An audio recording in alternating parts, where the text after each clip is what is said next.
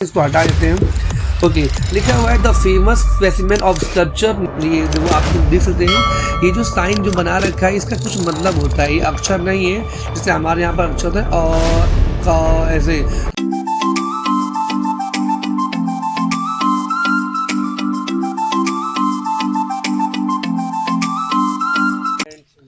Hello students, welcome to my channel. अगर आप हमारे चैनल पे नए आए हैं तो लाइक करें, सब्सक्राइब करें और शेयर जरूर करें। आज हम क्लास 11th का चैप्टर नंबर 1 करेंगे, हिस्ट्री का। चैप्टर का नाम है लेखन कला और शहरी जीवन। चैप्टर का नाम है राइटिंग एंड सिटिंग लाइफ। ठीक है, तो इसको हिंदी और इंग्लिश दोनों मीडियम में करेंगे। आपको जो भी मीडियम समझ में आए आप उसी मीडियम से अपना पढ़ाई जारी रखें। ठीक है, तो चलिए इसको स्टार्ट करते हैं। फर्स्ट क्वेश्चन में क्या लिखा हुआ है इसको हम कलर कर लिखे बताते हैं आपको। फर्स्ट क्वेश्चन में लिखा हुआ है where did city life begin, यानी कि शहरी जीवन की शुरुआत कहाँ से हुई थी, यानी कि पूरी दुनिया में सबसे पहले शहर कहाँ बसाए गए थे वो आपको पढ़ना है। तो जैसा कि आप जानते हैं ये जो चैप्टर है आज से 5000 तकरीबन कितना 5000 साल पहले का चैप्टर है ये। आप इस फोटो में देख के पता लगा सकते हैं कि कितने 100 साल पुराना ये चैप्टर है ये। ठीक है, तो 100 तो नहीं है बल्कि ये 5000 लगभग आज से कितना है ये, तो 5000 से 4000 साल पुराना है ये। ठीक है, तो वहीं से ये शहरी जीवन की स्टार्ट हुई थी। तो ओके, आगे क्वेश्चन में पढ़ते हैं। देखिए, between which two rivers is this region situated, यह प्रदेश किन दो नदियों के मध्य स्थित है। इसका आंसर क्या है, तो अर्बन लाइफ। ठीक है, urban life began in Mesopotamia. This region is located between the Euphrates and Tigris river of the Republic of Iraq. यानी कि शहरी जीवन की जो शुरुआत हुई थी वो मेसोपोटामिया से हुई। यह प्रदेश आज कहाँ पर है, तो इराक गणराज्य की फरात और दजला नदियों के मध्य स्थित है। तो आपको मैं इसको फोटो दिखा देता हूँ कि ये कहाँ पर है। देखिए, ये रहा फरात नदी, ये जो पूरा शहर है ये आज के टाइम पर कहाँ का है ये, तो आज का ये ईरान है, ईरान के सॉरी इराक है, ये ईरान अलग देश है। ठीक है, तो यहाँ पर देखो ये पूरा का क्या है, इराक है ये, और आज यही इसी को क्या कहा जाता है, इराक कहा जाता है। पुराने समय में इसको मेसोपोटामिया कहा जाता था। दो नदियां हैं ये। ठीक है, आप इंग्लिश में भी देख सकते हैं, यहाँ पर दो नदियां, एक टिग्रिस बह रही है और यहाँ पर यूफ्रेट्स बह रहा है। ठीक है, आशा करते समझ में आया होगा इतना आपको। ओके, तो ये हो गया क्वेश्चन। चलते हैं सेकंड क्वेश्चन पर। लिखा है what are the characteristics of Mesopotamian civilization famous for. Mesopotamia की सभ्यता अपनी किन विशेषताओं के लिए प्रसिद्ध है, यानी किस लिए फेमस था ये। लिखा है answer for its affluence urban life, vast and rich literature, mathematics and astronomy. तो ये किस लिए फेमस था, पढ़ते इसको हिंदी में भी। अपनी संपन्नता मतलब होता है अमीरी के लिए। ठीक है, शहरी जीवन आप जानते ही है, और विशाल तो जानते हैं बड़ा होता है, समृद्ध साहित्य, गणित और खगोल विद्या के लिए। समझाए तो मैं इसको। देखो, एफ्लुएंस यानी कि इसका जो फेमस था वो अपने अर्बन लाइफ के लिए फेमस था। ठीक है, और ये बहुत यहाँ के लोग अमीर हुए थे, अपने आप में बहुत अमीर थे, किसी से लेना देना नहीं होता था ज्यादातर। बहुत विशाल देश था ये, और रिच लिटरेचर, यहाँ पर लोग लिखते भी थे। अभी आगे चैप्टर में आप पढ़ेंगे, यहाँ पर इन्होंने लिखना भी स्टार्ट कर दिया था।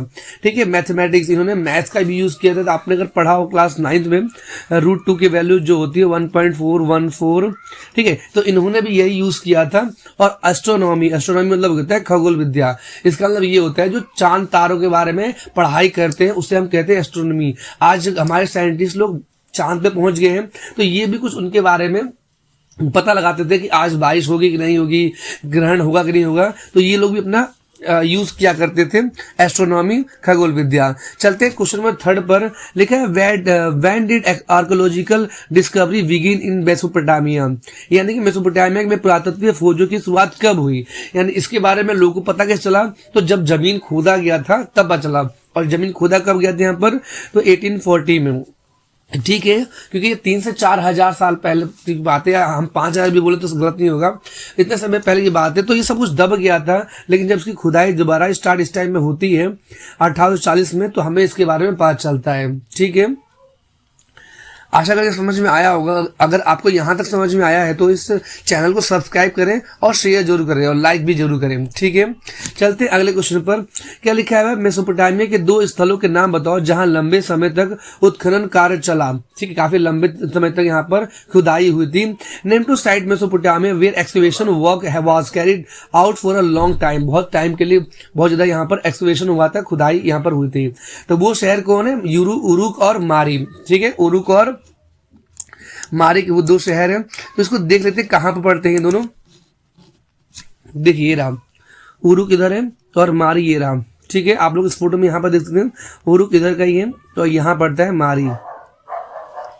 ठीक है, चलते हैं अगले क्वेश्चन पर। अगला क्वेश्चन क्या लिखा हुआ है?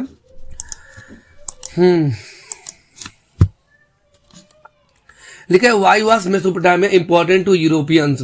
यानी मेसोपोटामिया जो था वो यूरोपियन के लिए इतना इंपॉर्टेंट क्यों था। ठीक है, लिखा है क्वेश्चन लिखा है यूरोप वासियों के लिए मेसोपोटामिया क्यों महत्वपूर्ण था। तो इसका आंसर है Mesopotamia was important to the Europeans. है ना, यूरोप वासियों के लिए मेसोपोटामिया इसलिए इंपॉर्टेंट था, महत्वपूर्ण था क्योंकि because Mesopotamia is mention in many passage in old testament the first part of the Bible. यानी कि बाइबल के प्रथम भाग ओल्ड टेस्टामेंट में मेसोपोटामिया का कई संदर्भों में उल्लेख किया गया। यानी काफी बुक्स में इसके बारे में चर्चा की गई है। मैं बता देता हूँ, जैसे हिंदुओं में रामायण गीता होता है, वैसे मुस्लिमों में कुरान होता है और सिखों में गुरु ग्रंथ साहिब होता है और वैसे ईसाइयों में क्या होता है? तो बाइबल होता है। ठीक है, इतना को समझ में आया। तो जो बाइबल के फर्स्ट पार्ट में ये इसके बारे में बताया गया है, किसके बारे में? मेसोपोटामिया के बारे में। मेसोपोटामिया एक शहर है सुमेर नाम का, आगे आप पढ़ेंगे। सुमेर में इन्होंने लिखा था सीमार नाम का। अगर आपने ये बुक पढ़ा है तो आपको पता होगा कि उन्होंने किस नाम को मेंशन किया है? सीमार नाम को मेंशन किया है। ठीक है, सीमार मैं यहाँ पर आपको लिख के रहता हूँ, सीमार ये नाम मेंशन किया गया है ओल्ड टेस्टामेंट के फर्स्ट पार्ट में। ठीक है, सीमार। आगे आते हैं क्वेश्चन नंबर 6 पर। लिखा क्या है? In which part of Iraq did the first cities and writing system emerge. यानी कि इराक के किस भाग में सबसे पहले नगरों और लेखन प्रणाली का प्रादुर्भाव हुआ। प्रादुर्भाव मतलब होता है स्टार्ट होना, लेखन मतलब लिखने की कला। तो सबसे पहले कहाँ हुआ था? In the desert part of north south. यानी कि इसका उत्तर क्या होगा? दक्षिण के दक्षिण भाग में। यहाँ पर इसका आंसर क्या होगा? तो इसका answer in the desert part of south. North यहाँ पर नहीं होगा। ठीक है, नॉर्थ नहीं आएगा यहाँ पर, इसका आंसर साउथ, क्योंकि डेजर्ट कहाँ पर था? साउथ में था। मैं आपको फोटो दिखा देता हूँ कि डेजर्ट कहाँ पर था। देखिए लिखा है ना ये रेगिस्तान, तो देखो यहाँ पर पूरा का पूरा रेगिस्तान था ये। ठीक है, इधर पूरा रेगिस्तान था, इधर आज भी है। तो उसी को क्या बोला गया है? उसी को डेजर्ट बोला गया है और यहीं पर लिखने का सबसे पहला स्टार्ट हुआ था। ठीक है, अगले क्वेश्चन में चलते हैं। अगला क्वेश्चन आप खुद पढ़ेंगे। देखिए क्या लिखा है? मेसोपोटामिया के इतिहास के कौन कौन से स्रोत उपलब्ध है। यानी कि हमें मेसोपोटामिया के बारे में कैसे पता चलता है? हम तो उतने साल पहले थे नहीं। ठीक है, आज हम इतने साल बाद इसको जब देखेंगे तो हमें पता कैसे चलेगा। देखिए, what are the sources of Mesopotamian history. तो इसके सोर्सेज क्या है? इमारतें। वहां पे कुछ बिल्डिंग्स मिली है। ठीक है, क्या मिले? यहाँ पर कुछ बिल्डिंग्स मिले हैं। आप इस फोटो में देखिए, आपको बिल्डिंग दिखाई दे रहा है मेसोपोटामिया का। कुछ स्टैचू मिले हैं, कुछ ऑर्नामेंट है ना, मूर्तियां। हिंदी तो आसान है, आप पढ़ लेंगे। ऑर्नामेंट क्या होता है? आभूषण जो गले में पहनते हैं, ज्वेलरी वगैरह, उसे ऑर्नामेंट कहते हैं। औजार जानते हो? टूल्स, जिससे कि कुछ बनाए जाते हो, जैसे कि वो लोग हथौड़ा यूज करते थे, छैनी यूज करते थे, वो सब हमें मिला है। कब्रें तो आप जानते ही हो, है ना। और मुद्राएं उस जमाने की करेंसी मिली है हमें। और शिक्षित दस्तावेज, कुछ रिटन डॉक्यूमेंट मिले हैं। पर मैं बता देता हूँ, जो डॉक्यूमेंट अभी यहां पर मिले हैं वो कोई पढ़ नहीं पाया है। ठीक है, क्योंकि उसमें हजारों लाखों इस तरह से किलाकार लिपि लिखी आती थी, तो उसको कोई पढ़ नहीं पाया है। चलते अगले क्वेश्चन पर। लिखा है क्वेश्चन नंबर 8 में, of all the ancient system where was the highest yielding cultivation. इसका आंसर क्या होगा? क्वेश्चन क्या होगा? हिंदी पढ़ते हैं। सभी प्राचीन व्यवस्थाओं में कहाँ की खेती सबसे अधिक उपज देने वाली थी। तो इसका आंसर होगा दक्षिण मेसोपोटामिया के। इसका आंसर क्या होगा? इसका आंसर होगा साउदर्न मेसोपोटामिया। समझ में आ गया? यहाँ पर आंसर होगा, इन्होंने आंसर को हिंदी में कर दिया है। ठीक है, आगे आते हैं। क्वेश्चन का मतलब क्या था कि सबसे ज्यादा खेती कहाँ होती थी, तो दक्षिणी मेसोपोटामिया में। मैंने अभी आपको बताया ना दक्षिणी मेसोपोटामिया में क्या था, तो डेजर्ट था यानी रेगिस्तान था। और आप लोग सोचेंगे डेजर्ट में कहाँ से खेती होने लगी, तो नहीं, यहाँ की जो डेजर्ट था वहां पर नेचुरल पानी आता था नहरों के माध्यम से, तो इसलिए वहां पर की जो भूमि थी बहुत ज्यादा फर्टाइल थी, बहुत ज्यादा उपजाऊ थी, इसलिए वहां पर जो खेती थी बहुत अच्छे से हो पाती थी। तो वही यहाँ पर लिखा कि सबसे अधिक उपज वाली कहाँ पर थी, हाईएस्ट यील्डिंग, तो वो साउदर्न मेसोपोटामिया ही था। ठीक है, आशा करते हैं आपको समझ में आ रहा है। लिखा है when did the construction of oldest Mesopotamian cities begin, यानी कि कब उसको खुदाई हुई थी सबसे पहले मेसोपोटामिया के। क्वेश्चन हिंदी में पढ़ लेते हैं। मेसोपोटामिया के प्राचीनतम नगरों का निर्माण कब हुआ? अच्छा, तो क्वेश्चन में बोला गया कि आज से कितने 100 साल पहले हुआ था, तो ये हुआ है कांस्य युग यानी अर्थात 3000 ईसा पूर्व में। आपने ये पढ़ाई होगा। देखिए यहाँ पर मैं यहाँ पर बनाने की कोशिश करता हूँ। अगर ये नंबर लाइन है, ठीक है, ये क्या है, टाइम लाइन है, ये 0 है, जिसको हम क्या बोलते हैं, ईसा मसीह का जन्म मानते हैं।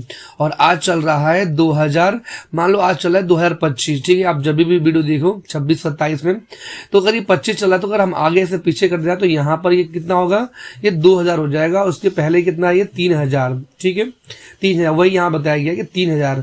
एकदम स्टार्टिंग में बताया ना कि आज से जो कहानी को कब का है, तो 5000 साल पुराना है। तो 2000 इधर हो गया, लगभग 2000, ठीक है, और इधर कितना 3000, तो 3000 साल पहले ये बीसी में, इसको बीसी बोलते हैं। इसको यहाँ पर जो 0 है, इसको हम क्या मानते हैं, ईसा मसीह का जन्मदिन मानते हैं, तो इसके पहले को कहते हैं बीसी, ठीक है। और इसके बाद को क्या कहते हैं, वो कहते हैं एडी, आफ्टर डेथ, ठीक है, आफ्टर डेथ भी होता है। और कुछ लोग उसको एनो डोमिनी भी बोलते हैं, ठीक है।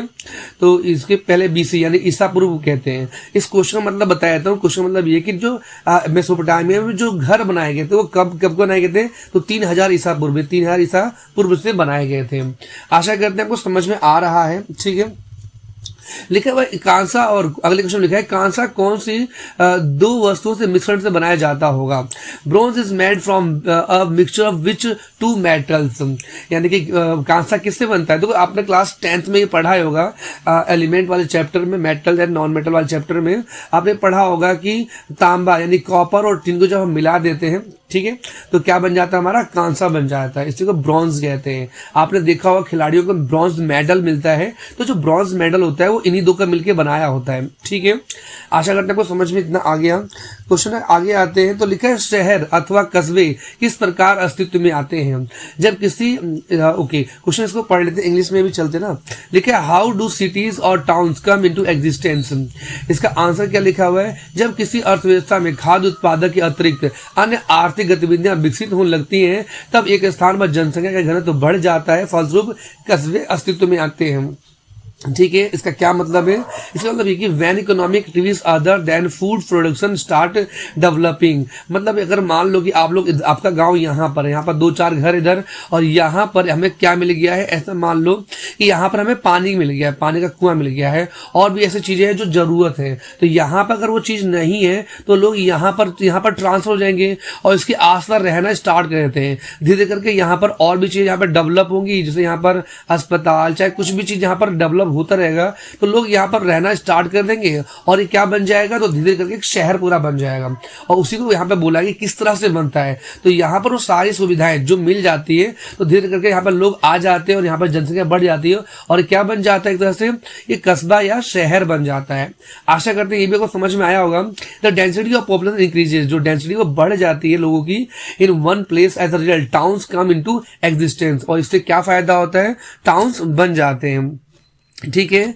नेक्स्ट क्या लिखा है, लिखा है वारकाशीस नामक मूर्तिकला का प्रसिद्ध नमूना मेसोपोटामिया में किस नगर से मिला है, इसे किस चीज से बनाया गया है? तो सबसे पहले हम वारकाशीस दिखा देंगे आपको, कैसा दिखाया जाता है, आपके बुक में है ये, ठीक है।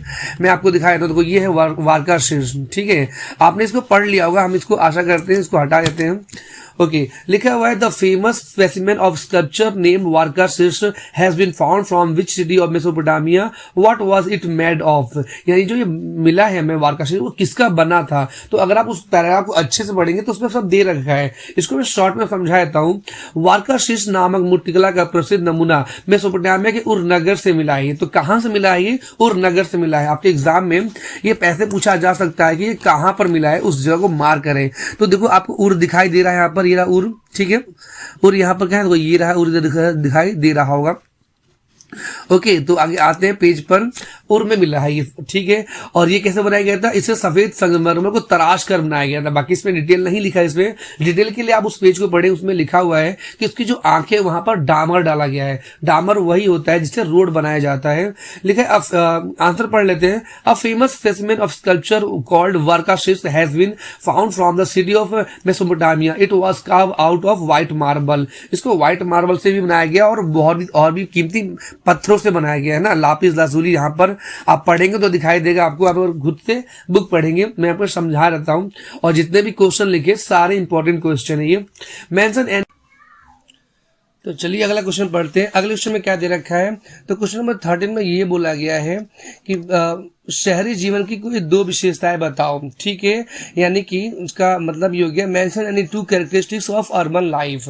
इसका आंसर पढ़ते हैं। लिखा, श्रम विभाजन तथा सामाजिक संगठन, division of labour and social organisation. इसका मतलब ये होता है कि जो शहरों में है ना, शहरों में लिखा है ना, शहरों में क्वेश्चन, तो शहरों में क्या हुआ करता था, श्रम विभाजन, डिवीजन ऑफ लेबर हुआ करता था। इसका मतलब होता है कि अगर शहरों में क्या था कि अलग अलग प्रकार के लेबर हुआ करते थे।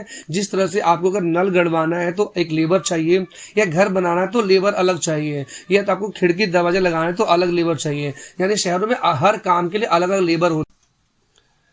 अगले क्वेश्चन में बोला गया है, from where did the Mesopotamian get their metals and other material from, What did they export in return। यानी कि वो रिटर्न में क्या लिया करते थे, वो पढ़ते हैं। इसको हिंदी में पढ़ते हैं। तो वो लिखा हुआ है कि मेसोपोटामिया के लोग अपने लिए आवश्यक धातुएं और अन्य पदार्थ कहाँ से मंगवाते थे, इसके बदले में क्या निर्यात करते थे, ठीक है। यानी जब वो लेते थे तो क्या मंगाते थे और क्या उनको दिया करते थे। इसका आंसर पढ़ते हैं। The people of Mesopotamia used to get their necessary metals from Turkey and Iran और from countries across the gulf. यानी मेसोपोटामिया के लोग अपने लिए आवश्यक धातुएं तुर्की और ईरान अथवा खाड़ी पार के देशों से मंगवाते थे, ठीक है। किन 2 देशों से मंगाया जाता था, तो 2 देश ऐसे थे, जैसे ईरान हो गया, मैं यहाँ पे बताऊँ, ईरान, आई से ईरान और टी से तुर्की, ठीक है। यहाँ पर 2 देश हो गए, और ये मेसोपोटामिया हो गया, मेसोपोटामिया। तो वो दूसरे ये 2 देशों से अपने सामान मंगवाया करते थे मेसोपोटामिया वाले। अब देखो यहाँ पर क्या लिखा हुआ है कि वो क्या दिया करते थे, इन रिटर्न, है ना, रिटर्न में क्या दिया करते थे, they exported textiles and agriculture product. यानी इसके बदले में कपड़ा और कृषि उत्पाद निर्यात करते थे। यानी कि मेसोपोटामिया के लोग क्या देते थे, तो देते थे खाने की चीजें और कपड़े। और क्या मंगाते थे अपने देश में, क्या मंगाते थे, तो धातुएं, यानी कि मेटल्स। आपने चैप्टर नंबर 3 साइंस में आपने क्लास 10 में पढ़ा होगा, है ना, मेटल्स धातु होता है, तो धातु मंगाते थे। जैसे वारकाशिस जो आपने अभी पढ़ा ऊपर, वारकाशिस भी एक प्रकार, विशेष प्रकार के पत्थरों से बनाया गया था, तो वो पत्थर भी इन्होंने यहीं से मंगवाए थे, दूसरे देशों से, ठीक है। अगले क्वेश्चन चलते हैं। Which waterway of Mesopotamia serve as a world way of for trade. यानी कि मेसोपोटामिया का कौन सा जलमार्ग व्यापार के लिए विश्व मार्ग का काम करता था। इसका आंसर होगा यूफ्रेट्स रिवर रूट, यानी कि फरात नदी मार्ग। इसको मैं आपको दिखा देता हूं। देखिए ये जो नदी है इसको कहते हैं यूफ्रेट्स, ये वाली नदी, ठीक है। यूफ्रेट्स ये रहा हमारे पास, ये रहा फरात नदी। तो फरात नदी के द्वारा ही दूसरे देशों को इस तरह से लोग जाया करते थे। आप लोग देख सकते हैं यहाँ पर भी कनेक्ट हो रहा है फरात नदी। तो दूसरे देश के लोग दूसरे देशों तक जाया करते थे, जो कि पूरी दुनिया से जोड़ता था ये नदी, ठीक है। अब आगे आते हैं अगले क्वेश्चन पर। अगले क्वेश्चन में क्या लिखा हुआ है, अगले क्वेश्चन में ये लिखा हुआ है कि what do you mean by script और राइटिंग और स्क्रिप्ट। यानी कि लेखन या लिपि से क्या मतलब है, क्या अभिप्राय है। राइटिंग और script refer to the sound which are written in form of sign और साइंस, ठीक है। लेखन या लिपि से अभिप्राय उन ध्वनियों से है जो संकेतों या चिन्हों के रूप में लिखी जाती थी। यानी कि मेसोपोटामिया के लोग लिखते कैसे थे, तो वो अक्षरों का प्रयोग नहीं करते थे, वो साइन का प्रयोग करते थे। जैसे मान लो हमें लिखना है मीट, तो वो ऐसे बनाते थे, ठीक है। मैं आपको फोटो दिखाने की कोशिश करता हूँ, शायद इसमें आपको दिखाई दे जाए। ये तो व्यापार के लिए था, देखो ये लिखा जाता था, ठीक है। ये देखो आप देख सकते हैं, ये जो साइन जो बना रखा है इसका कुछ मतलब होता है, ये अक्षर नहीं है। जैसे हमारे यहाँ पर अक्षर होता है और का ऐसे, तो यहाँ पर अक्षर नहीं है, यहाँ पर कुछ उसका मतलब होता है कि सब्जी, दाल। तो ये लोग इस तरह से लिखा करते थे। ये मिट्टी है, ये जब मिट्टी सूख जाती थी तब जाइए हमेशा हार्ड रहता था, तो खुदाई के दौरान भी हमें ये मिला हुआ है, ठीक है। तो ये इसके चिन्ह या संकेत हुआ करते थे। समझ में आपको आ ही रहा होगा। लिखा है what is the importance of art of writing. ठीक है, क्या इसका मतलब है लेखन का कला का क्या महत्व है, क्या यहाँ पर जरूरी था, क्यों ये लोग लिखा करते थे, इसको मैं समझा देता हूँ। देखो ये लिखा है the art of writing has special importance in human life, this can be known from the following point. यानी लेखन कला का मानव जीवन में विशेष महत्व है, यह निम्नलिखित बातों से जाना जा सकता है। जैसे आप लोग भी कुछ नोट डाउन करते हो, आपको क्या लेना है क्या नहीं लेना, आपके लाइफ में भी आपने इस्तेमाल किया होगा। जैसे कि हमें अपना रूटीन बनाते हैं कि हमें ये करना है ये करना है या ये सामान लाना है, वैसे यहाँ पर भी लोग लिखा करते थे। क्या लिखा है, लिखा है accounting can be properly maintain by the art of writing. यानी कि लेखन कला द्वारा हिसाब किताब का समुचित ढंग से रखा जा सकता है लिखने से ही। अगर याद किया जाए कि 2 साल पहले आपने किसको सामान बेचा था तो आप याद नहीं कर पाओगे, लेकिन हाँ लिख लोगे तो वो आने वाले समय पे आपको हेल्प करेगा। तो वही बताया गया है कि ये लिखने में काफी अच्छा रहता है कोई भी हिसाब किताब का। नेक्स्ट लिखा है with the art of writing, यानी कि लेखन कला से क्या फायदा होता है, man can maintain his contact with people sitting far away. यानी कि जो दूर दूर बैठे लोगों के साथ संपर्क बनाए रख सकते हैं लिखने से। ठीक है, कोई भी पर्ची होती है वो पर्ची रखी रहती है, उससे हमें पता चल जाता है कि हमने ये सामान इस दुकान से खरीदा था। और थर्ड पॉइंट में लिखा हुआ है the greatest importance of writing art. ठीक है, आपको दिखाई दे रहा है that man can store his knowledge in the form of books. Books की फॉर्म में वो रख सकता है, 10 साल 12 साल तक दिमाग में रहते हैं तो भूल जाते हैं। लिखा in this way he can pass on his knowledge from one generation to another generation. ठीक है, तो वही यहाँ बताया गया है कि हम एक जनरेशन दूसरी जनरेशन को दे भी सकते हैं। जो व्यक्ति बूढ़े आते हैं वो अपने बच्चों को बता सकते हैं कि हाँ इनका हिसाब लेना बाकी है। लेखन कला का सबसे बड़ा महत्व इस बात में है कि मनुष्य के रूप में अपने ज्ञान को संचित कर सकता है। इस प्रकार वो अपने ज्ञान को एक पीढ़ी से दूसरी पीढ़ी तक पहुंचा सकता है। ठीक है, लिखने से। आगे आते हैं, अगला क्वेश्चन क्या लिखा हुआ है, लिखा है what did the Mesopotamian used as paper for writing. तो लिखते किस पे थे, क्ले प्लेट पे ना। मैं आपको दिखा देता हूँ कि वो किस पे लिखा करते थे। तो ये क्ले पोट से ही, ठीक है, इसी पे लिखा करते थे मेसोपोटामिया के लोग। तो वही यहाँ पर दे रखा है क्ले प्लेट्स। लिखा है मेसोपोटामिया के लोग लिखने के लिए कागज के रूप में किस चीज का उपयोग करते थे, तो मिट्टी की पट्टिकाओं का है। इंग्लिश में पट्टिकाओं को कहते हैं टैबलेट। ठीक है, तो उस टैबलेट का इस्तेमाल किया करते थे। हम आज भी टैबलेट का इस्तेमाल करते हैं पर वो इलेक्ट्रॉनिक होता है, मिट्टी का नहीं होता। समझ में आया ये। लिखा है what was the script of the Mesopotamian, यानी कि मेसोपोटामिया के लोगों की लिपि कैसी थी, वो लिखते कैसे थे। आज हम जो लिख रहे हैं, देखो ये जो लिखा गया है हिंदी में लिखा गया है, तो इसकी जो लिपि है वो देवनागरी है, आपने पढ़ा होगा ये। और ये जो इंग्लिश में लिखा हुआ है इसकी जो लिपि है वो रोमन है। ठीक है, तो वो लिखते कैसे थे, तो कीलाकार अथवा क्यूनिफॉर्म लिखा करते थे। आपको मैंने आपकी फोटो में भी दिखाया था ना कि दो ये कुछ कीलाकार ऐसा लग रहा है, कील यहाँ पर लगा गया है ये, तो कीला की तरफ वो लिखा करते थे, वो कीलाकार या क्यूनिफॉर्म कहते हैं। ठीक है, ओके। नेक्स्ट लिखा है what was the oldest non language in Mesopotamia. सबसे पुराना भाषा कौन सा है जो यहाँ पर हमें ज्ञात है, तो हम इसकी जो भाषा है वो सुमेरियन है। ठीक है, सुमेरियन जो भाषा है वो आज भी वहाँ के आसपास के लोग बोला करते हैं। ठीक है, तो वही यहाँ पर दे रखा है। लिखा है which language replace Sumerian language after 2400 BC, यानी 2400 BC के बाद। मैंने आपको बताया था ना कुछ अभी ऊपर कैसे डेट चलता है, तो 2400 BC में लैंग्वेज को चेंज कर दिया गया, सुमेरियन चेंज हट गया और यहाँ पर कौन सी भाषा आ गई थी, तो अकादियन भाषा आ गई थी। अकदी भाषा ने जगह ले लिया था, किस भाषा का, तो सुमेरियन भाषा का जगह ले लिया था। ठीक है, आगे आते हैं, क्वेश्चन नंबर 22 में लिखा हुआ है the first incident of Sumer trade is associated with which person, यानी कि पहला जो ट्रेड है वो किसके साथ लिखा गया है, फ्रॉम एन मरकर। ठीक है, an ancient ruler of north Uruk city. तो नॉर्थ उसको काट दो, नॉर्थ उसमें नहीं है, नॉर्थ हर बार काट दिया जाएगा। सुमेर के व्यापारी की पहली घटना को किस व्यक्ति से जोड़ा जाता है, यानी कि इसका आंसर उरुक शहर के एक प्राचीन शासक एनमर्कर से। मैं बता देता हूँ, इस कहानी में ये बताया गया है कि एक राजा रहता है। ठीक है, राजा रहता है और उसको कुछ सामान चाहिए होता है, तो वो दूसरे देश में, बहुत दूर देश में एक अपने सिपाही को भेजता है, पर वो रास्ते में जाते आते वो भूल जाता है। ठीक है, भूल जाता है और पहुंच भी जाता है तो उसको वो बताता है कि मुझे ये पत्थर चाहिए, तो वो राजा उसको नहीं देता। वो वापस आता है तो राजा बताता है कि उसने नहीं दिया, तो वो वापस जाता है कि नहीं, हम राजा के लोग हैं, मेरा नाम लोगे, तो वो मिल जाएगा। तो वो वापस जाता है, लेकिन उस जो दूसरा राजा, यहाँ जो राजा होता है वो उसको नहीं देता। वो वापस इतना दूर वापस आता है, लेकिन तीसरी बार वो क्या करता है राजा, वो अपने प्लेट्स पर, पट्टिकाओं पर कुछ लिख कर देता है ताकि वो समझ में आए कि हाँ मैंने भेजा है। तो जब उसका मंत्री यहाँ आता है तो वो समझ जाता है कि हाँ इसी राजा ने इसको भेजा है। ठीक है, तो इस कहानी के द्वारा बताया गया है कि इस एनमरकर राजा ने ही वो एक शहर था अरट्टा, वहां पर भेजा था और उसके द्वारा लिखने को कला स्टार्ट हुआ था। तो आपको शायद समझ में आ गया होगा। लिखा है the who was the first to arrange trade and writing according to the Mesopotamian ideology. तो वो किंग था, है ना, किंग का नाम क्या था, एनमरकर। आगे आते हैं, लिखा हुआ है मेसोपोटामिया की विचारधारा के अनुसार और लेखन की लेखन की व्यवस्था स्थापना किसने की, तो राजा ने की थी। सबसे पहले यहाँ पर राजा ने लिखवाना स्टार्ट किया था, क्योंकि उसको कीमती पत्थर चाहिए होता है दूसरे देशों के माध्यम से। ठीक है, तो क्वेश्चन लिखा है इंग्लिश में, what were the 3 types of cities राजा ने किया था। ये क्वेश्चन हाँ बता दिया मैंने। लिखा है नेक्स्ट में लिखा है what were the 3 types of cities develop in southern Mesopotamia. यानी कि जब साउदर्न मेसोपोटामिया, क्वेश्चन पढ़ लेते हैं इंग्लिश में इसको। लिखा है दक्षिणी मेसोपोटामिया में विकसित शहर कौन कौन से 3 प्रकार के थे।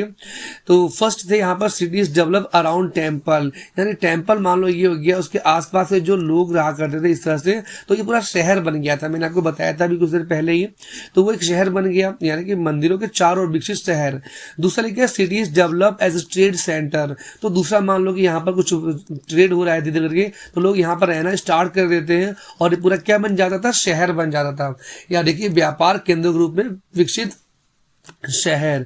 और तीसरा क्या है, तो लिखा है इंपेरियल सिटी, यानी कि शाही शहर। वो शहर जहां पर राजा लोग रहा करते थे, मान लो ये राजा के दोस्त थे और ये सब राजा है, तो वहां पर भी प्रजा कुछ ऐसे रहा करती थी।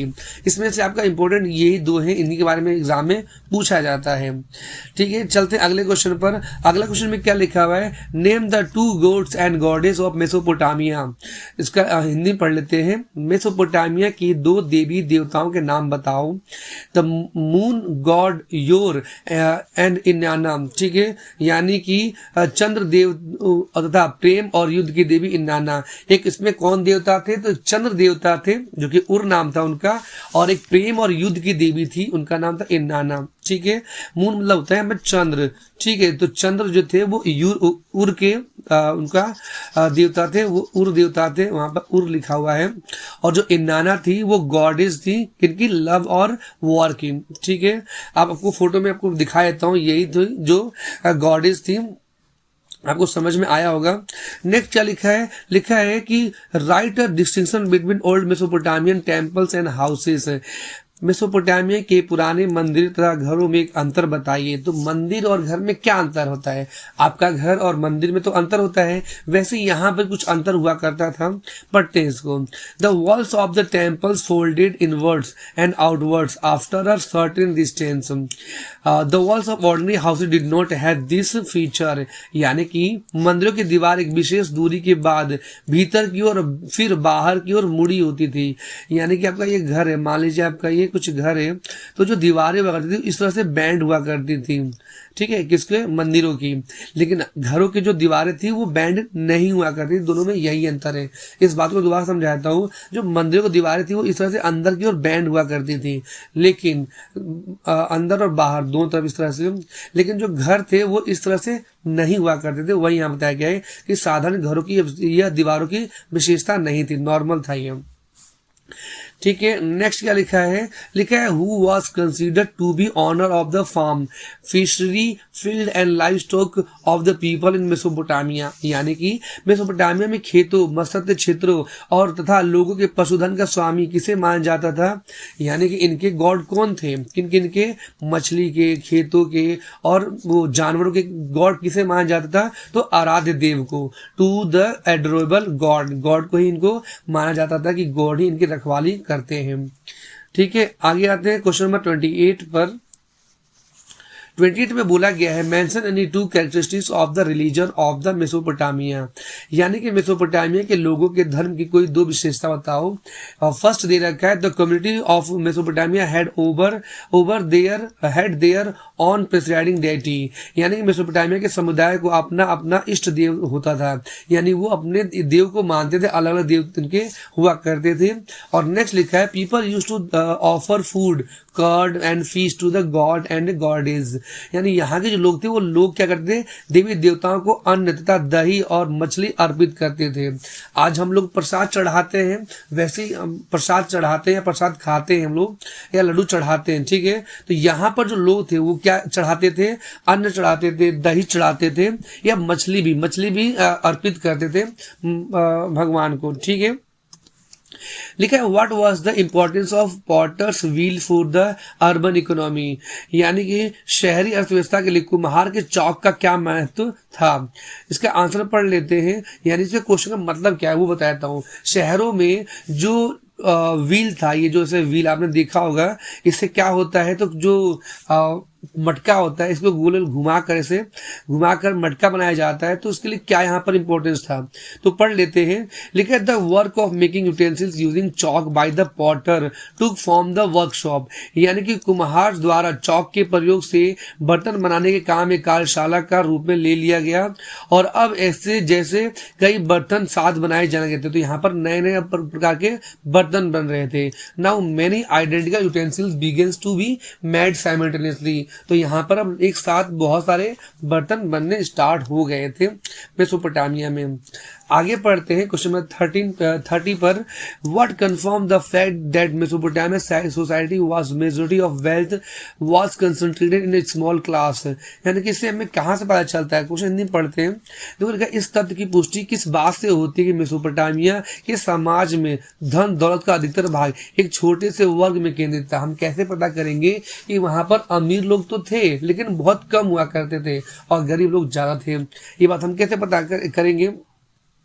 तो इसका आंसर क्या लिखा हुआ है, most of the valuable object has been buried in the tomb of king, यानी वैल्यूएबल जो चीजें थी, जो भी कीमती चीजें थी, वो किसके पास गाड़ी गई है, किनकी कब्रों के पास, तो राजाओं के कब्रों के पास या रानियों के कब्रों के पास। इससे हम समझ सकते हैं कि राजा रानी ही अमीर हुआ करते थे और जो जनता थी उतनी अमीर नहीं थी। जनता की जो बॉडी हमें मिली है उनके पास कोई भी किसी प्रकार का वहां पर कीमती पत्थर या सोने चांदी के चीजें नहीं मिली है।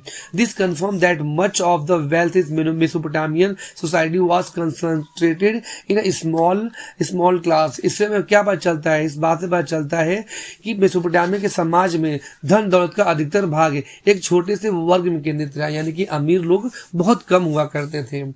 ठीक है, अगले क्वेश्चन में पढ़ लेते हैं, इनकी फैमिली के बारे में लिखा हुआ है। लिखा है what is the nuclear family. Nuclear family को हिंदी में कहते हैं एकल परिवार। क्या होता है, आज भी हमारे समाज में होता है एकल परिवार, ठीक है। और nuclear family consist of a man, his wife and their children. एकल परिवार में एक पुरुष होता है, उसकी पत्नी होती है और उनके बच्चे शामिल होते हैं। आज के समय में भी कुछ ये ज्यादातर चलता है, दादा दादी जो होते हैं वो नहीं भी होते और होते भी तो वो गाँव में उनको छोड़ दिया जाता है, ठीक है। तो वही यहाँ बताया गया है कि ये शामिल होते हैं, उसको हम कहते हैं न्यूक्लियर फैमिली। आगे आते हैं, लिखा है व्हाट इज सिस्टर्न। सिस्टर्न क्या होता है, हौज क्या होता है। तो इसको आजकल हमारे घर में जो गटर जो होता है या जो नालियां होती है उसको इस जमाने में हौज बोला जाता था। A cistern is a pit covered in the ground के अंदर होता है। It contains water and faeces, यानी गंदगी होती है। हौज जमीन में ढका हुआ एक गड्ढा होता है, इसमें पानी तथा मल जाता है, तो वो यहाँ पर इस्तेमाल हुआ करता था। लिखा है tell me any two superstitions about houses in your city, यानी कि यहाँ पर जो उर नगर था, उर यहाँ पर योर नहीं है, ये उर सिटी है ये, तो उर नगरों में घरों में बारे में प्रचलित कोई दो अंधविश्वास बताओ। तो पहला क्या था, पहला लिखा हुआ if the threshold of the house is raised it brings wealth. ये एक अंधविश्वास था कि यदि घर की दहलीज ऊंची उठी हो तो वह धन दौलत लाती है, अगर दहलीज ऊंची हो तो। और नेक्स्ट लिखा है if the front door does not open out towards someone's else house it gives good luck, यानी कि यदि सामने का दरवाजा किसी दूसरे घर के आगे न खुले तो सौभाग्य प्रदान करता है। मतलब मान लो कि ये आपका घर है, ठीक है, कुछ इस तरह से ये आप लोग एडजस्ट कर लेना, ये घर है और इस घर के आगे कोई दूसरा घर ना हो तो वो लक लाता है, अगर घर रहेगा तो क्या लाएगा, वो दुर्भाग्य लाएगा, सौभाग्य नहीं लाएगा। तो ये लोग घर भी ऐसा बनाते थे जिसके घर के सामने दूसरा घर न रहे। नेक्स्ट क्वेश्चन पे आते हैं 34 नंबर पर, लिखा है how were the dead bodies cremated in your city, है ना, योर नहीं है यहाँ पर उर है, ये लिखा है उर नगरों में शव को अंतिम संस्कार कैसे किया जाता था। तो लिखा है dead bodies were buried under the ground, शवों को भूमि के नीचे दफनाया जाता था, जो डेड बॉडी थी उसको दफना दिया जाता था उर शहर में। For which economic activity was the most of the upper area of the city of Mari used, यानी मारी नगर के ऊपरी क्षेत्र के अधिकांश भाग का प्रयोग किस आर्थिक क्रिया के लिए होता था। मारी में लोग क्या करते थे ज्यादातर, तो भेड़ बकरी चराने के लिए, ठीक है, for grazing sheep and goats, इनको चराया जाता था। कहाँ पर, मारी शहर में। आप फोटो में इसमें देख लेंगे कि कहाँ पर मारी पड़ता है, ठीक है, आप खुद इसमें देखिए कि मारी कहाँ पड़ता है। ओके, अगला क्वेश्चन लिखा हुआ है what were the two main occupation of मारी पीपल, क्या काम क्या करते थे मारी के लोग, ठीक है। तो इसको पढ़ लेते हिंदी में। लिखा है मारी लोगों के दो प्रमुख व्यवसाय कौन से थे। तो फर्स्ट दे रखा है एग्रीकल्चर एंड एनिमल हस्बेंड्री, खेती और पशुपालन, ठीक है, खेती क्या करते थे और जानवरों को पालते थे। आप जानते हैं कि जानवरों को पालकर कितना फायदा होता है, जानवरों को दूध, मीट और अंडे सब चीजें बेचा जाता है और लोग इससे कमा भी लेते हैं। और दूसरा था बिजनेस, बिजनेस क्या होता था यहाँ पर, तो मटके बनाना, छेनी हथौड़ी, है ना, जो भी यहाँ पर कला के काम हुआ करता था वो सब बिजनेस में आता था, यानी व्यापार में आया करता था। नेक्स्ट क्वेश्चन क्या लिखा हुआ है, लिखा है which nomadic communities settled in the state of Mari, to which community did the king of belong. तो यहाँ पर जो लोग थे, यहाँ पर जो लोग आए थे, नोमैडिक मतलब होता है खानाबदोश, जो जंगलों में घूमते हैं। पढ़ लेते हैं, ठीक है, मारी राज्य में कौन कौन से खानाबदोश समुदाय के लोग आकर बसे, वहां के जो राजा थे वो किस ग्रुप से थे। तो इसका आंसर पढ़ लेते हैं। लिखा है people from the Akkadian, Amorite, Assyrian and Armenian community settle in the state of मारी। तो कौन कौन से लोग यहाँ पर बसे थे मारी में, तो मारी राज्य में अकदी, एमोराइट, असीरियाई और आर्मीनियन समुदाय के लोग आकर बस गए थे। वहां के जो राजा थे वो एमोराइट समुदाय के थे। किस थे वो, एमोराइट समुदाय के वो थे। लिखा है for which God did the king of मारी बिल्ड अ टेम्पल देयर। वहां पर जो मारी है ना, मारी, तो मारी में किस देवी की मूर्ति या टेम्पल बनाया गया था। तो क्वेश्चन लिखा है मारी के राजाओं ने वहां किस देवता के लिए मंदिर बनवाया, ठीक है। तो इसका आंसर क्या होगा, to Dagan the god of to steppe region, यानी स्टेपी क्षेत्र। स्टेपी का मतलब होता है एक ऐसा जगह जहां पर घास के मैदान हो, तो वहां पर ये कौन से देवता के लिए, तो डैगन देवता के लिए मंदिर बनवाया गया था, ठीक है। मैं दोबारा बता देता हूँ, स्टेपी क्षेत्र वो होता है जो वहां के घास के मैदान होते हैं, ठीक, और वहां पर देवता कौन से, तो ड्रैगन देवता के लिए वहां पर मंदिर बनवाया गया था। नेक्स्ट क्वेश्चन पे आते हैं, क्वेश्चन नंबर 39 पर। लिखा है द प्लेस ऑफ जिमरिलियम एट मारी वाज वेरी स्पेसियस, है ना, यानी कि मारी जो स्थित जिमरिलियम का राजमहल बहुत ही विशाल था। कोई दो उदाहरण दीजिए, गिव एनी टू एग्जाम्पल। तो मैं आपको पहले इसको दिखा देता हूँ कि कितना विशाल था यहाँ का राजा का घर, ठीक है। देखो ये रहा हमारे मारी में जिमरिलियम का राजमहल। आप लोग उसमें देखिए यहाँ पर क्या क्या है, यहाँ पर सिंहासन कक्ष, यहीं पर राजा बैठता करता था। ये आंगन हो गया, इधर कुआं हो गया, यहाँ से एंट्री हुआ करती थी कुछ इस तरह से। ये सभागृह है, यहाँ पर लोग बैठे थे, ये बाहरी आंगन हो गया। तो काफी बड़ा था ये हमारे जिमरिलियम का राजमहल, ठीक है। यह राजमहल 2.4 हेक्टेयर क्षेत्र में फैला हुआ था, बहुत बड़ा होता है। और इसमें कितने कक्षाएं थी, तो 260 रूम्स यहाँ पर बने हुए थे, ठीक है। आगे आते हैं अगले क्वेश्चन पर। अगला क्वेश्चन क्या है, तो क्वेश्चन नंबर 40 लिखा है what is the modern name of Mesopotamia, it is situated between which two rivers. Okay, तो लिखा है the modern name of Mesopotamia is Iraq, यानी मेसोपोटामिया का आधुनिक नाम क्या है, इराक है। और ये किस नदियों में है, इन, तो इसका क्वेश्चन भी हम पढ़ लेते हैं, यह किन दो नदियों के मध्य स्थित है। तो ये दजला और फरात नामक नदियों के मध्य स्थित है। तो ये बहुत कॉमन क्वेश्चन आ गया है, ये तो आपको समझ में आ ही गया होगा। आगे आते हैं, लिखा right any 3 characteristics of your city, यानी कि आपको बताना है उर सिटी के बारे में 3 बातें, उर नगर की कोई 3 विशेषताएं बताइए। तो इंपॉर्टेंट क्वेश्चन है ये। लिखा है the street of city were crooked and narrow, यानी कि नगर की जो गलियां टेढ़ी मेढ़ी थी और बहुत संकरी थी। मैं आपको उर के बारे में थोड़ा दिखा देता हूँ। उर है ये कि दूसरा है, एक बार देख लेते हैं। ये जिमरिलियम राजा था ये, ठीक है। देखो ये उर एक जगह था। आप इसमें देखिए क्योंकि एकदम कितना कंजेस्टेड एरिया बना हुआ है, यही हमारा उर है, ठीक है। तो टेढ़ी मेढ़ी और संकरित यानी पतली थी, बहुत नैरो थी गलियां, इतनी पतली थी कि जानवर भी नहीं जा पाते थे, ठीक है, कुछ सामान उठाकर।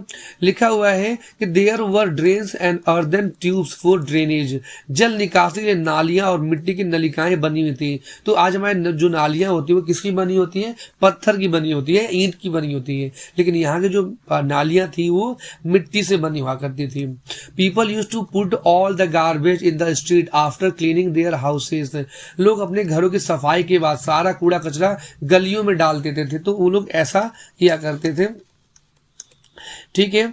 नेक्स्ट क्या लिखा है? लिखा है when was the epic of Gilgamesh composed, how many plaques was it written on, यानी कि गिलगामेश के महाकाव्य की रचना कब की गई, इसे कितनी पट्टिकाओं पर लिखा गया था। पट्टिकाओं को मैंने आपको स्टार्टिंग में दिखाया था, मैं आपको दोबारा दिखाता हूँ।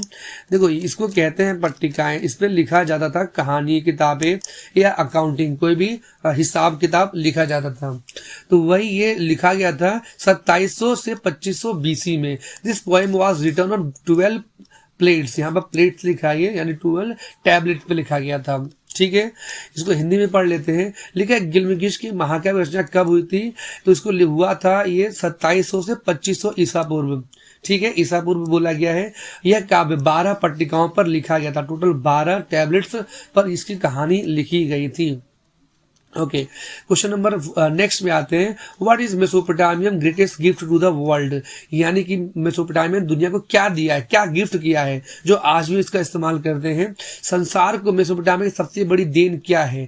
His scholarly tradition of calculating and mathematics, उसकी काल गणना तथा गणित की विद्वतापूर्ण परंपरा, यानी काल गणना मतलब होता है जो आज हम करते हैं, जो भी हम टाइम निकालते हैं या एक महीने में 30 दिन होते हैं, ये मेसोपोटामिया ने ही हमें दिया है, ठीक है। एक वर्ष में 12 महीने होते हैं, ये सब हमें मेसोपोटामिया ने ही बताया है।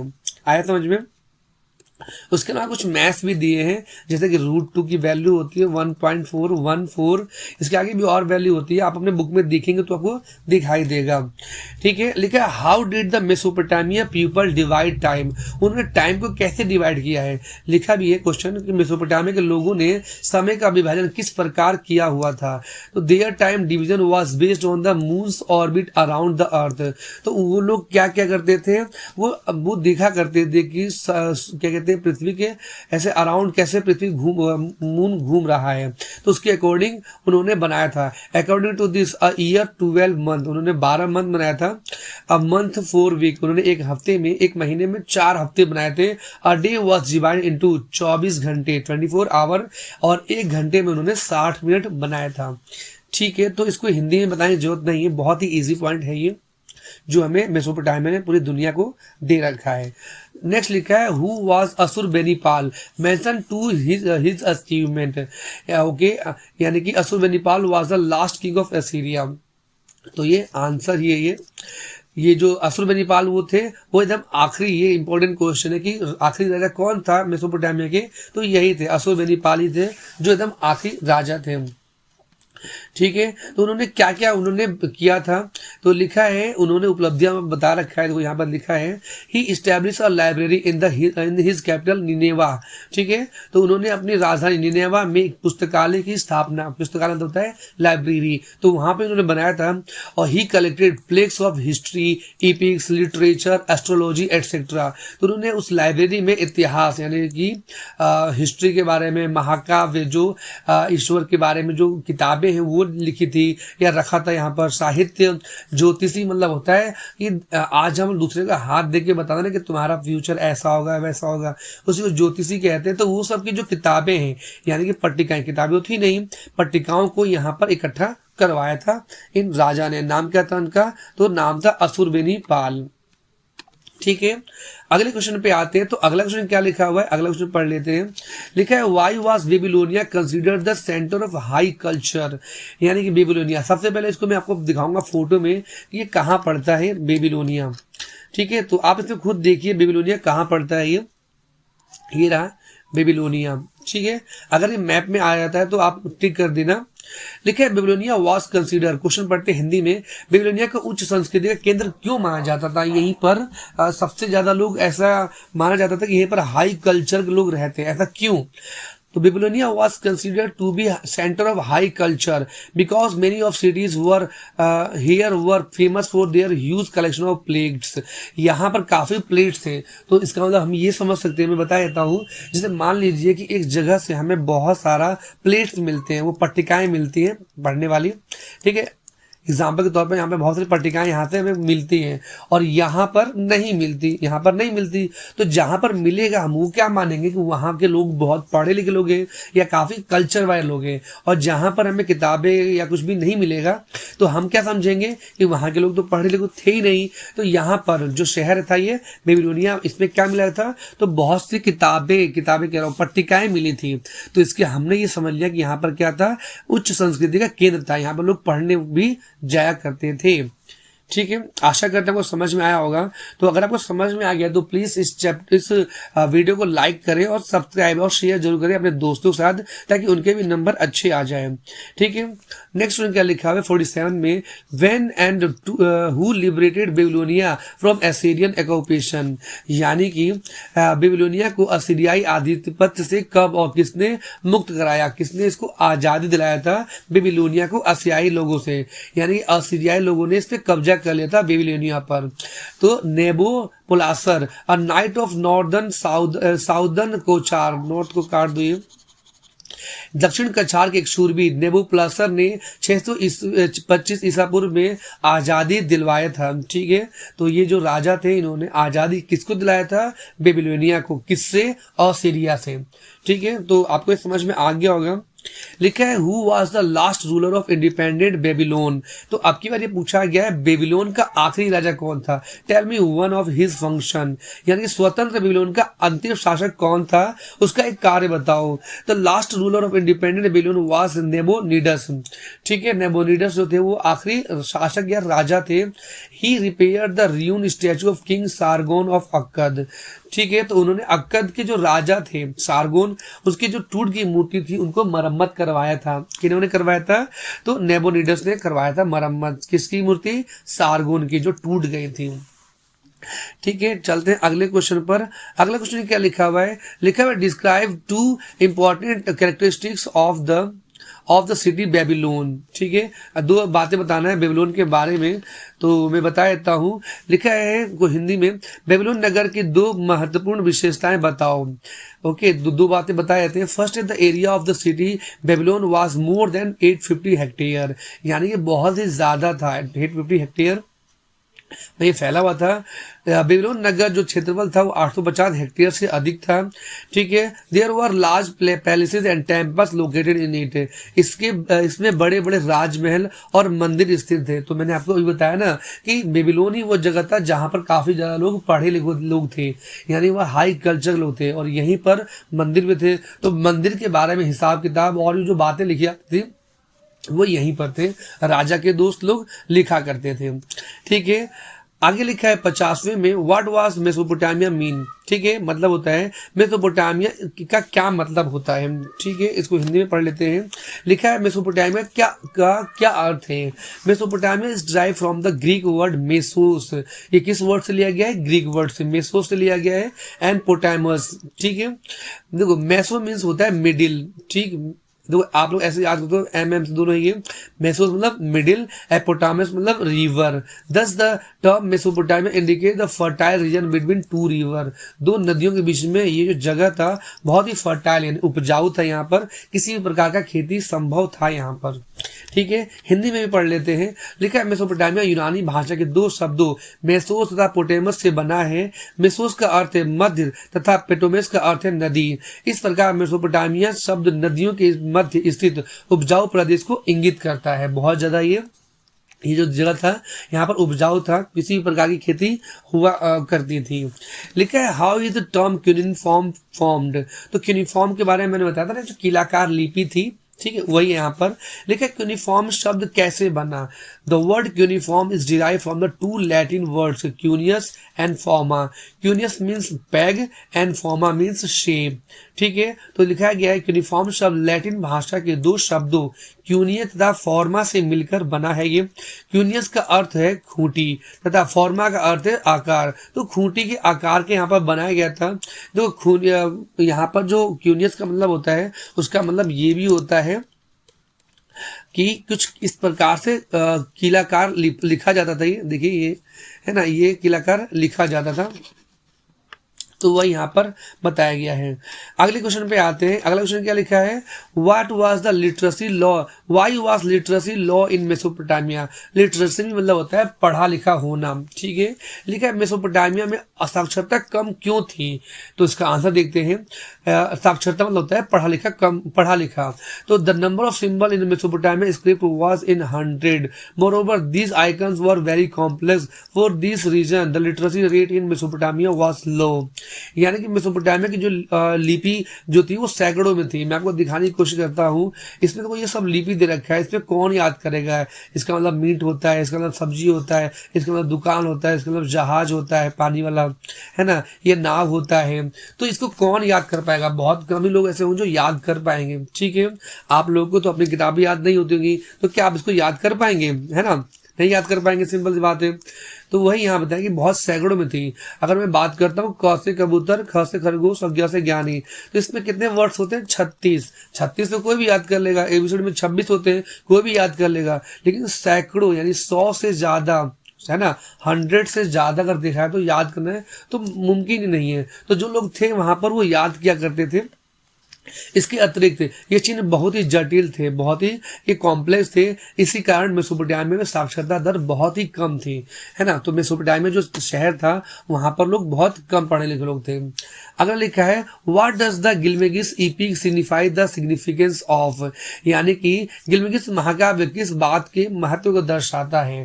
तो इसका आंसर पढ़ते हैं। देखो, गिलमेगिस जो महाकाव्य जो लिखवाया गया था गिलमेगिस के बारे में, उससे में क्या पता चलता है, ठीक है।